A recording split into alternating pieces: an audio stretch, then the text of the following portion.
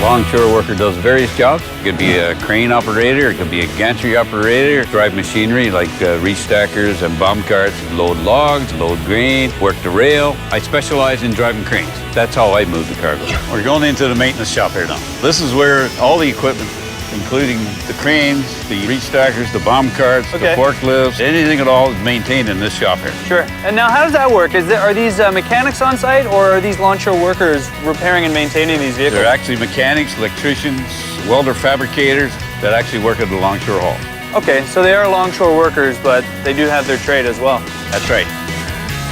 I find out where I'm working and who I'm working with, and the foreman gives me my list of specific tasks that I have to do, and I relate to my checker. This is the right bay, this is the right cargo, this is the right container. They verify it with me, and we get that cargo in and out of here. Longshore consists of 3 shifts. Shift 1 is 8 o'clock till 4:30. Shift 2 is 4:30 till 1 a.m. in the morning. And shift 3 is 1 a.m. to 8 a.m.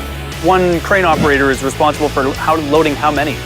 Well, in order to be an entry-level crane driver, driving these things, you have to do at least 20 an hour. 20 containers in 1 hour? In 1 hour. I grew up on the coast, and I always liked ships, and through connections of friends I know and family, there was opportunities on the waterfront on the West Coast. So I jumped the ride from the East Coast to the West Coast, and here I am. Never looked back. Right now we're heading up to the cab of the crane. Sounds good. I'm taking the elevator, you're taking the stairs. Glad. See you up there, Brian. You don't need a high education, but you got to have common sense. Whew. It's a long way down, Glenn. This isn't for everybody. No, it certainly isn't for everybody. We're 125 feet off the ground here. Now this is the operator's cab, right? This is the operator's cab where you pick up the containers and load the containers, discharge the containers. Oh, plexiglass floors, eh? I guess you gotta be able to see straight down and onto the dock. That's your vision. So this is where the operator sits for an 8-hour shift. You're working both control knobs. You're picking up, you're moving it around, you're dropping it back off. You've got cameras up close. And this is the piece of machinery we were looking at earlier. This is the spreader right beneath us. Yeah, okay. Seeing you're not the take of the driver, I will take control of this crane. Sure, sure. Right now we're in a 20-foot mode. Yeah. We will go into the 40-foot mode. As you can see, our head is expanding. We have 4 flippers on each end that will help us guide us onto the can. Flippers are down, and now we will latch onto the can. And now you've got to be able to pull 20 of these container units an hour?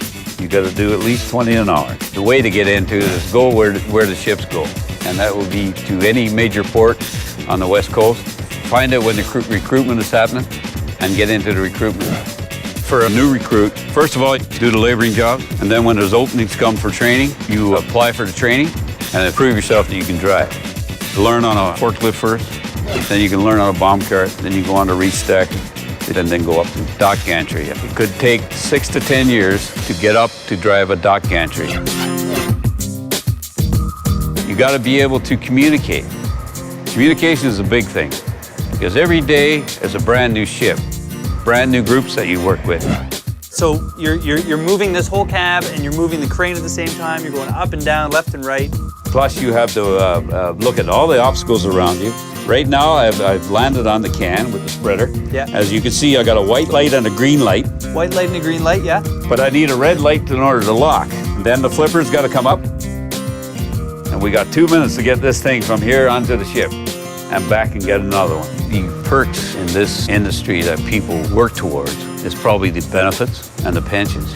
I couldn't take an office job. I like going out into the field, I like going out into the weather and doing a different job.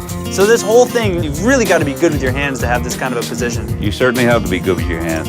You got to have good hand-eye coordination. You got to be able to think ahead. What are you doing next? Because this thing moves too fast. It's very unforgiving. And when you're carrying 40 tons in the air, you can't afford to make mistakes.